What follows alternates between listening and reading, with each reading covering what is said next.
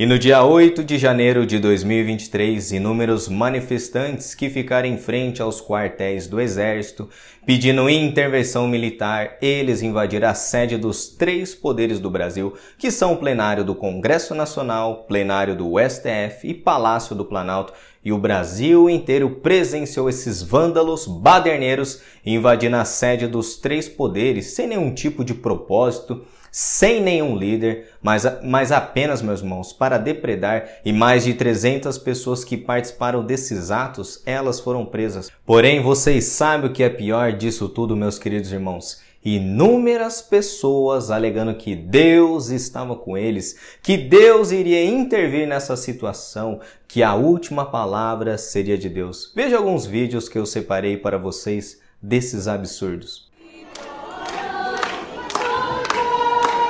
Cantando o hino da harpa cristã no Congresso Nacional. Olha isso, que blasfêmia.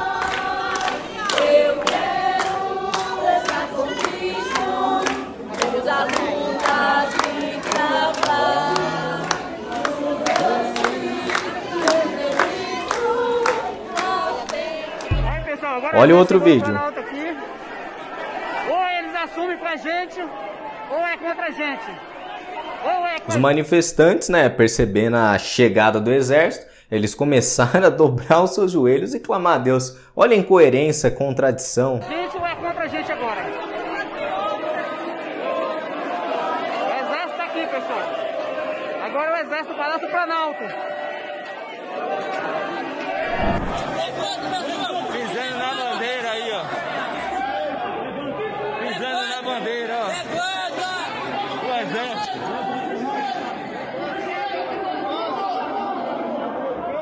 E os mesmos manifestantes que invadiram a sede dos três poderes em Brasília, ao serem surpreendidos pelo exército, eles começaram a orar e clamar a Deus, como se Deus, meus irmãos, fosse escutar esse tipo de oração. E no outro vídeo, como vocês viram, esses baderneiros começaram a cantar o hino da harpa cristã no Congresso. E infelizmente o nome de Deus está sendo blasfemado entre os incrédulos por causa dessas pessoas, desses movimentos que se alegam como cristãos, defensores da família, mas são os mesmos que são vândalos e cometem crimes contra a nossa Constituição brasileira. E será que nós encontramos nas Escrituras, meus irmãos, algum respaldo bíblico para sermos cristãos revolucionários, para combatermos as autoridades do nosso país, assim como Israel combatia os governos pagãos do passado? Vamos ler o texto bíblico da minha análise. Depois subiu ao monte e chamou os que ele mesmo quis e vieram para junto dele. Então Jesus designou 12 para estarem com ele e para os enviar a pregar e a exercer autoridade e expelir demônios. Eis os 12 que designou: Simão, a quem acrescentou o nome de Pedro, Tiago, filho de Zebedeu, e João, seu irmão, aos quais deu o nome de Boanerges, que quer dizer filhos do trovão. André, Felipe, Bartolomeu, Mateus, Tomé, Tiago, filho de Alfeu, Tadeu, Simão, o Zelote e Judas Iscariotes, que foi quem o traiu.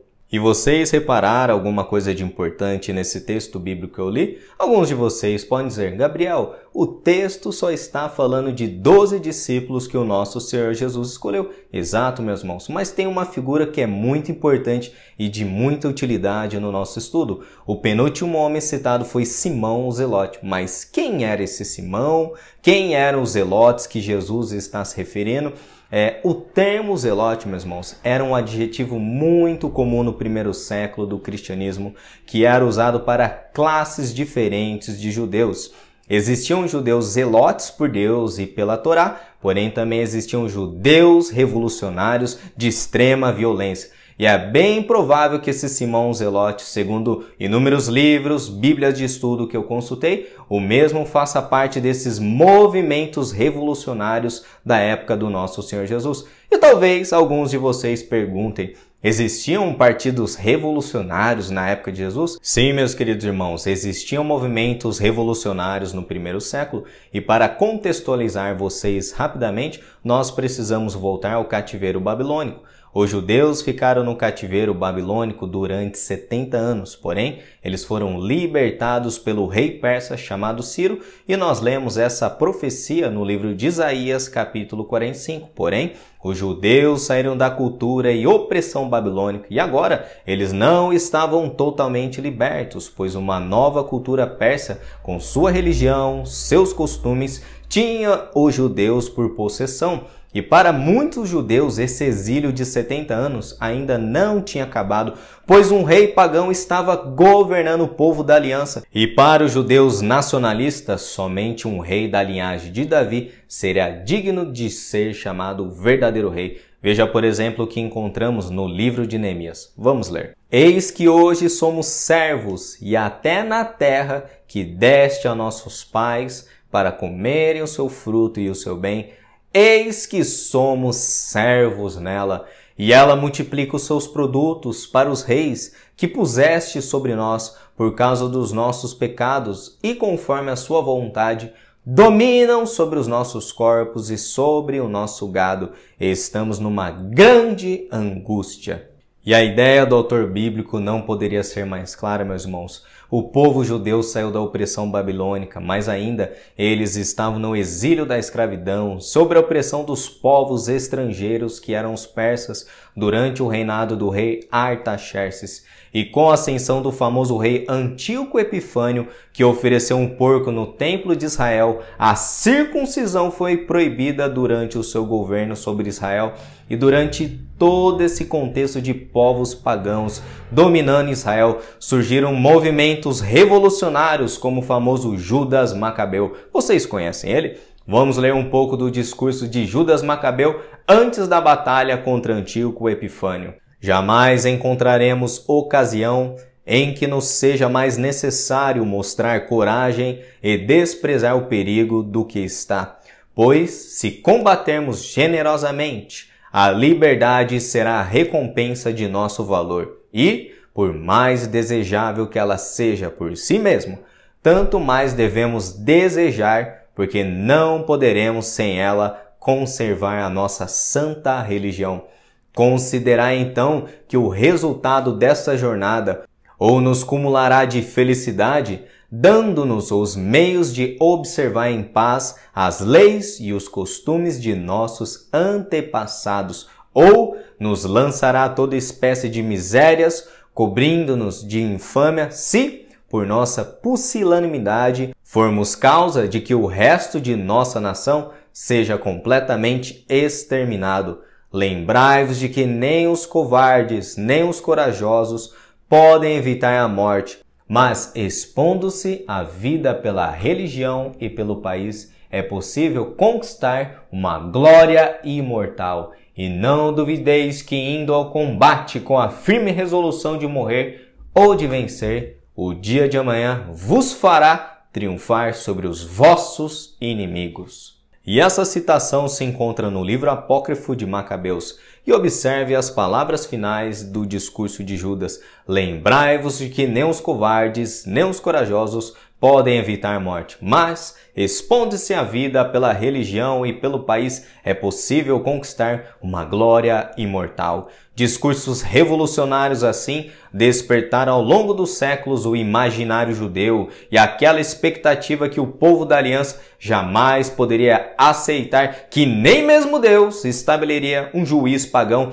para dominar o povo da aliança, os eleitos judeus. O sucesso de Judas Macabeu foi tão singular e trouxe esperança para Israel que eles estabeleceram uma famosa festa Hanukkah, onde eles comemoravam a queda de Antíoco Epifânio por Judas Macabeu e também os seus aliados, onde eles alegavam que Deus sempre viria em socorro ao seu povo da aliança quando os tiranos e pagãos tentassem dominar Israel. E a influência de Judas Macabeu, que despertou ao longo dos séculos expectativas revolucionárias nos judeus, que fez até o próprio Flávio Joséfo, um dos historiadores mais importantes do judaísmo e contemporâneo de Jesus e também dos apóstolos, asseverando essas palavras em honra a Judas Macabeu. Vamos ler. Judas mata 5.000 homens e obriga Lícias a se retirar, purifica e restaura o templo. Outros grandes feitos desse príncipe dos judeus.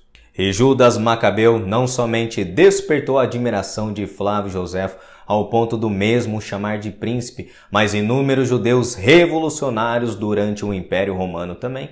Os romanos tornaram as coisas piores para os judeus durante o seu governo e imporam sobre o povo da aliança pesadíssimos impostos. O sentimento dos judeus não era de paz com os romanos e pagar impostos de uma maneira tranquila para eles, mas eles tinham um sentimento de libertação, ou seja, um novo Macabeus, e cedo ou mais tarde o Deus da aliança agiria em favor do seu povo e expulsaria os romanos do território israelita. E meus irmãos, isso é apenas um pequeno resumo de inúmeros livros que eu li a respeito do contexto histórico de Israel durante o período do cativeiro babilônico e os judeus também sobre o domínio do Império Romano. E a expectativa dos judeus do primeiro século durante esse império pagão que era Roma era que Deus levantasse o Messias guerreiro, o valente que viria com a sua espada e expulsaria os pagãos da cidade de Israel.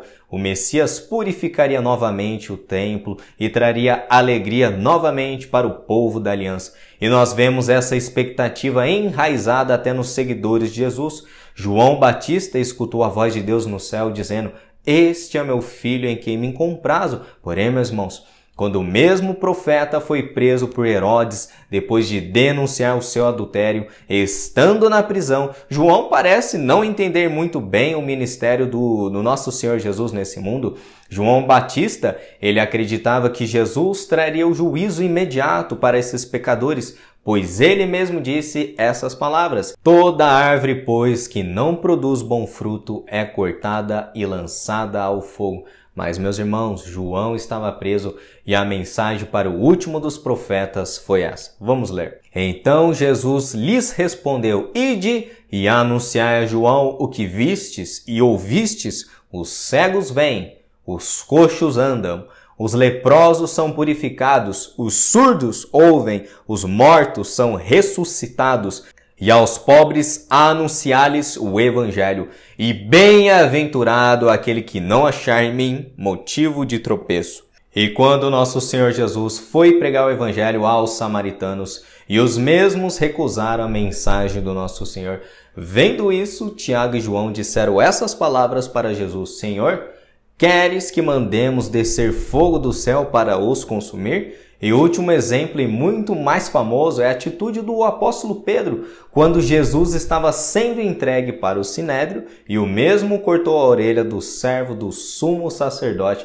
O interessante, meus queridos irmãos, que se vocês repararem nos 4 relatos dos evangelhos, somente o apóstolo João expõe o erro do apóstolo Pedro e seu nome e deixou registrado isso para nós lermos depois de 2000 anos. O apóstolo Pedro se prontificou a defender Jesus com toda a violência e o nosso Senhor o repreendeu com essas palavras: "Os que usam a espada morrerão pela espada." Pedro, a mensagem de Jesus foi clara para todos eles. O Filho do Homem veio para esse mundo não para estabelecer uma revolução em Israel por meio da espada, como muitos judeus esperavam no primeiro século, mas os gentios também precisavam da salvação. E quando nós lemos o nosso Senhor Jesus falando para Pilatos que nenhuma autoridade teria sobre mim, se de cima não te fosse dada, e o apóstolo Paulo também ressaltando que toda autoridade é constituída por Deus, e todos esses textos bíblicos foram escritos durante esse contexto que eu introduzi vocês no estudo do primeiro século da igreja. Agora tentem imaginar comigo rapidamente qualquer país ou uma superpotência dominando o Brasil à força e essas mesmas autoridades exigindo a nossa submissão, e aparecem Jesus, Paulo, Pedro e os apóstolos exigindo que nós cristãos devemos nos submeter a essas autoridades. Esse era o contexto que os judeus do primeiro século estavam vivendo, meus irmãos. Era algo impensável para a grande maioria dos judeus, inclusive para os movimentos revolucionários como os zelotes, que o mesmo apóstolo Pedro fez parte antes do seu apostolado também. Jesus em nenhum momento ordenou que os cristãos fizessem manifestações contra Roma, levasse a bandeira do cristianismo por intermédio de uma revolução nacionalista cristã ou uma revolução judaica mediante as espadas. Porém, O chamado de Jesus para seus discípulos foi: ide e pregai o evangelho. E todos esses movimentos que nós presenciamos nas eleições de 2022, pedindo uma intervenção militar após a derrota de Jair Bolsonaro nas urnas, é algo totalmente pecaminoso para um cristão pedir. Mas infelizmente pessoas intituladas como pastores, cristãos participando desses movimentos em um tom revolucionário, como se os mesmos estivessem durante o cativeiro babilônico, ou ainda pior, mensagens que eu mesmo li, que muitos tentando validar esses atos antidemocráticos em nosso país, apelando a textos bíblicos como os hebreus saindo do Egito. Vocês acreditam? Até porque nós brasileiros estamos vivendo sobre uma escravidão igual aos hebreus que foram escravos durante 400 anos, não é verdade? Isso é loucura. Isso nada mais do que meus irmãos, deturpar as escrituras para tentar validar um movimento revolucionário. Isso não é novo. Judas Macabeu, como vocês viram, ficou conhecido como o príncipe de Israel e admirado por milhares de judeus durante séculos. Porém, Jesus disse que o reino de Deus não avança pela espada, mas sim pela pregação do evangelho. Eu quero deixar uma admoestação final nesse estudo. No ano 70, depois da morte e ressurreição do nosso Senhor, aconteceu a revolução de um grupo de judeus contra Roma. E sabe o que aconteceu? Se cumpriu a profecia de Jesus, que está registrado no Evangelho de Marcos, capítulo 13, Mateus 24, Lucas 21. O famoso general Tito de Roma realizou um cerco em Jerusalém e matou mais de 1,5 milhão de judeus revolucionários durante essa famosa guerra judaica. E se vocês têm curiosidade de saber detalhes do que aconteceu nessa guerra, eu recomendaria aos irmãos adquirir o livro Guerras Judaicas, escrita pelo autor Flávio Joséfo. E é isso que o nosso Senhor Jesus afirmou: aqueles que vivem pela espada morrerão também pela espada. E esse foi mais um estudo no canal. Se vocês gostaram, deixe o seu like, isso ajuda no crescimento do canal. Faz o YouTube indicar esse vídeo para mais pessoas através do algoritmo. Se você é novo no canal, tá chegando agora, se inscreva, ative a opção que fica aqui embaixo, receber todas as notificações, para vocês serem notificados quando eu postar novos estudos, análises bíblicas aqui no canal. E caso também vocês queiram contribuir com esse trabalho que eu realizo aqui no YouTube, que Deus toque no coração de vocês, e a orientação está disponível na descrição de todos os vídeos que eu posto no canal. É bem fácil, caso tenha dificuldades, é só mandar o e-mail para mim através do Pregando Evangelho. E que Deus abençoe todos vocês, meus queridos irmãos, em nome do nosso Senhor Jesus.